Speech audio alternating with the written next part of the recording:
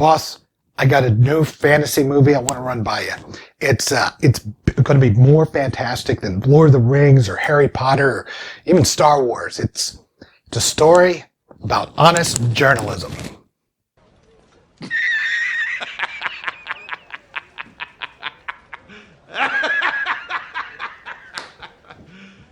You serious?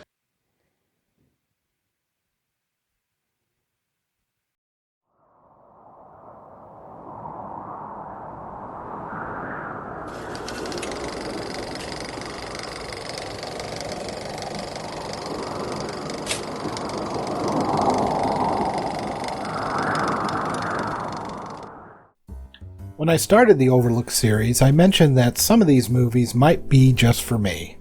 This is probably one of them. The paper came out in the spring of 1994 and is probably overlooked because so many other great movies came out that year.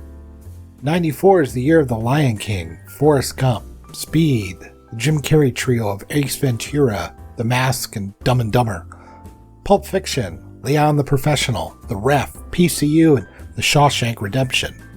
There's a lot that became classics and others that were discovered later on home video and cable TV. There's only so much room, and some good movies just didn't really catch on. And that's a shame because Ron Howard's The Paper features a great cast whose chemistry and likability elevates this solid story into something I always end up enjoying every time I come across it. The movie itself takes place over a 24-hour period and stars Michael Keaton as Henry Hackett. He works as a Metro editor at a New York newspaper that clearly resembles the New York Post. His wife, played by Marisa Tomei, is pregnant and is on leave for the newspaper, and she's worried that Henry is not spending enough time with her and is also concerned about her life after birth and, well, she misses the paper. Henry has an interview with the Sentinel, which is a stand-in for the New York Times, and she wants him to get it so he'd be a lot less busy. Henry is, however, worried about being bored and blows it when he steals some notes on a hot story that's developing in the city that day. Paul, you are the most unethical, unprincipled. I cannot believe you had the balls to do it. Slow down. What are you talking about? God damn, you know what I'm talking about, the Sedona item. Well, you stole it right off my desk. Two African-American teenagers happen to be in the wrong place at the wrong time when they run across two white businessmen that have been murdered. Henry becomes obsessed with the case while juggling his responsibilities with Martha and his editor-in-chief Bernie's news, who is played by Robert Duvall, that he has come down with prostate cancer and is desperately trying to get back into his daughter's life. You don't want to know. Well, sure I do. Oh, you do. I'm Bernie. If I said what's the matter, I'm listening, so. All right. I got a prostate the size of a bagel. Who he ignored by putting work in front of family, not to mention screwing a lot of his female reporters. She's your daughter. What could you do that she would hate you? I kept fucking my reporters and broke her mother's heart. Meanwhile, the managing editor, Alicia Clark, played by Glenn Close, is imposing cutbacks and is more worried about money than the news, causing her to butt heads with Henry. Columnist Michael McDougal, who's played by Randy Quaid, has been tormenting a city official with his column for the past several weeks. He believes the boys are innocent. Who are you? I thought you were on leave. Bus is no good. What? The bus Can we is please no talk good. alone? How do you know the bus is no good? I heard it on your scanner.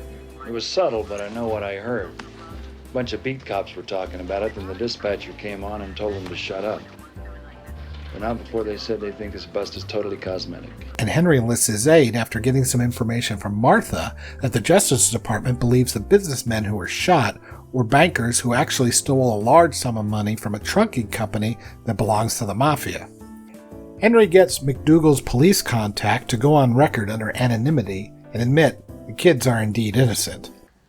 All downtown cares is that you guys in the LA Times and the Tokyo whatever all run nice, fat, front-page stories about how we got the guys. Everybody can still come to New York with their money. Then a month from now, when the kids are cut loose because of lack of evidence, and when that gets out, you guys, you'll bury it on page 23.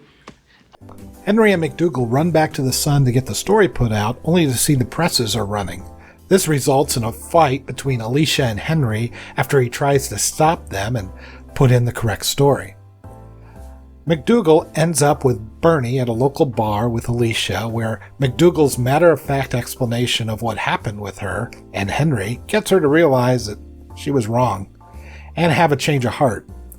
Meanwhile, Sandusky, played by Jason Alexander, is also at the bar and is the city official that McDougal has been tormenting. He threatens McDougal, and this leads to gunfire, as it often does, and Alicia gets accidentally shot in the leg.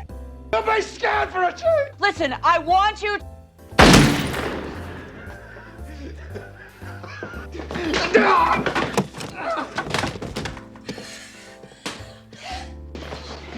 Oh my God, oh my God. Oh my God. A bullet came out of the wall. Call an ambulance. Why did the bullet come out of the wall? In the hospital, she gets to phone the print room to run the correct headline, while in the same hospital, Martha has to get an emergency cesarean. Henry is with her the whole time while the correct story is run. In the morning, the teens are set free with no charges. After Far and Away, Ron Howard was really interested in making a newspaper industry type story. Stephen Kep and his brother David collaborated and came up with the initial story of a day in the life of a paper. Universal greenlit the project, and Steven Spielberg recommended Ron Howard get in touch with them. To get the feel of a real newspaper, Howard did indeed visit the New York Post as well as the Daily News. He got lots of stories about how reporters worked, and some were not exactly the most savory. Like the female reporter who threw hot coffee in the crotch of some guy when she found out he was fooling around. Well, the more things change. Keaton's character was based on Metro editor Richie Esposito. He was, quote, well-dressed but rumpled, mid to late 30s, overworked, articulate, and fast-talking. And smart. Howard wanted to make the newsroom as realistic as possible, and the morning meeting is pretty great. He also saw some of the unsavory aspects of journalism, which is not as touched on in this movie. While I applaud the columnist that goes after city workers systematically, everyone in positions of power should be held to account. Now you tell me, right now, or I'm gonna pull this fucking trigger. Why me? You work for the city. It was your turn. Howard also saw how they were interested in celebrities who were under investigation or who had humiliated themselves in some way. I could see they would gleefully glom onto a story that would be very humiliating for someone, and they didn't care about that. If they believed their source, they would go with it happily. I hate columnists. Why do I have all these columnists? I got political columnists, guest columnists, celebrity columnists. The only thing I don't have is a dead columnist. Right. Hey, listen, we reek of opinion, Jen. You know what every columnist at this paper needs to do is to shut the fuck up. The paper did, however, try to do one thing right, and that was show reporters, no matter how cynical and messed up they were trying their best to get out the correct story. It's all summed up in McDougal lines here. We run stupid headlines because we think they're funny. We run maimings on the front page because we got good art. And I spend 3 weeks bitching about my car because it sells papers. But at least it's the truth. As far as I can remember, we never, ever knowingly got a story wrong. Until tonight. The paper opened on March 18, 1994. It went on to gross $38 million domestic and $48 million worldwide on a $20 million budget. Other notable actors include Jason Robards as the owner of the paper, Clint Howard, because of course, Jeffrey Owens, Catherine O'Hara, and Spalding Gray. I love this movie. It's something I don't believe exists anymore, and that's the desire to tell the story.